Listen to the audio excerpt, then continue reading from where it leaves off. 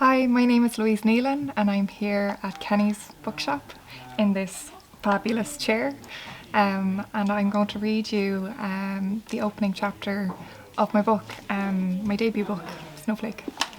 It's a story about a young girl who lives on a dairy farm, and she ends up being accepted into Trinity College, Dublin.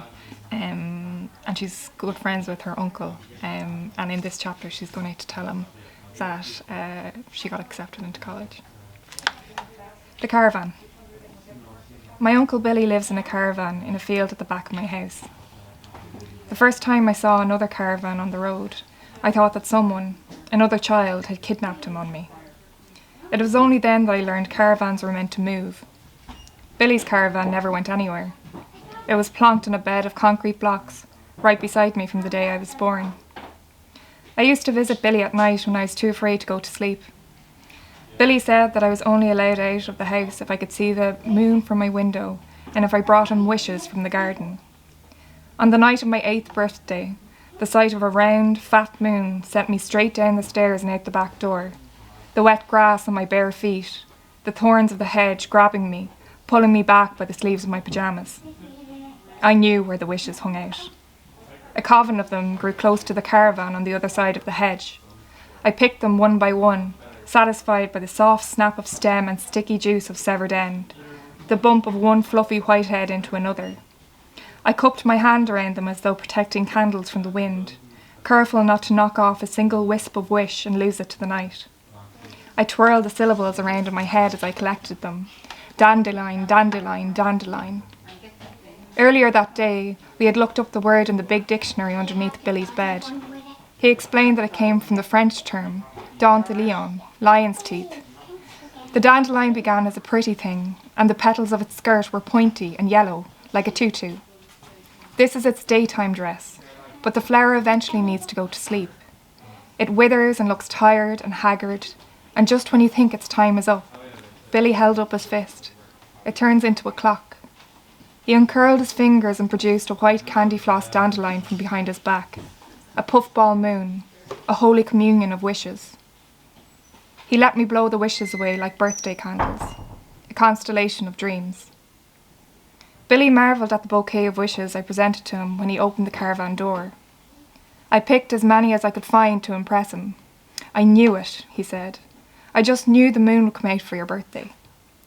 We filled an empty jam jar with water and blew the cottony heads of the dandelions into it, their feathers floating on the meniscus like tiny swimmers lying on their backs. I closed the lid on the jar and shook the wishes, celebrating them, watching them dance. We left the jar on top of the dank stack of newspapers to stare out of the caravan's plastic window. Billy heated a saucepan of milk on the hob of his gas cooker. His kitchen looked like a toy I hoped to get for Christmas. It always surprised me when it worked in real life. He let me stir the milk until it bubbled and formed little white sheets of skin that I pulled away with the back of a spoon. He poured in the chocolate powder and I whisked the spoon around and around until my arm hurt. We tipped the steaming brown stream into a flask and brought it up to the roof to watch the stars.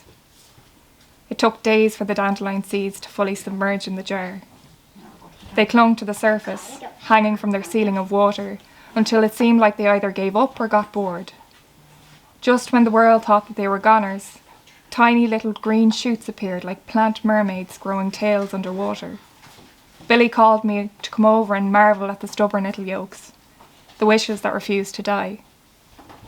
Today is my 18th birthday. I'm a bit nervous knocking on Billy's door. I don't really visit him at night anymore. The outside of the caravan is cold against my knuckles. It has a lining of rubber along the sides like a fridge door. I dig my nails into the squishiness and tear a bit away. It comes off in a smooth strip like a sliver of fat off a ham. There is a shuffle of papers and the squeeze of steps across the floor. Billy opens the door and tries his best not to seem surprised to see me. "Well?" he says, making his way back to his armchair. "Sleeping Beauty," I greet him. He didn't get up for milking this morning and I had to do it for him. "Yeah, sorry about that. On my birthday and all," I say. "Oh, Jesus," he grimaces. "It's a wonder St. James didn't leave you in the labba. He didn't know. Mam forgot to tell him. We're an awful shower. What one is it anyway? Sweet 16? Egotistic 18. It's a small victory to see his face scrunch into an amused grin. I wait until he turns his back to fill the kettle. The offers for college came out today, I say. He turns off the tap and looks back to me. Was that today? Yeah, I got into Trinity. I'm starting next week. He looks sad.